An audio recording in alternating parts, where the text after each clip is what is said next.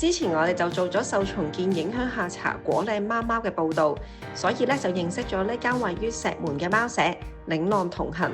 凌奴哥哥同埋拍檔凌奴姐姐咧就自資去開呢間貓舍去協助茶果嶺嘅貓貓。呢度嘅貓貓咧每一個都有好特別嘅故仔㗎。我爹哋啊你！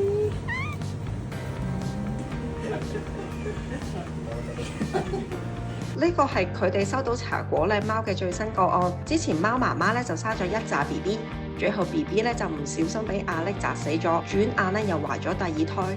由於媽媽咧實在太瘦弱啦，所以佢哋咧就帶咗返貓舍照料。仲有呢隻貓媽媽咧，而家大約3歲，生咗唔同顏色嘅貓貓。仲有呢隻英短，由於前主人咧就冇將佢絕育，所以咧越生越多。加上疏忽治療，令到佢之前塊面受傷咗，最後咧要經過一段時間復原。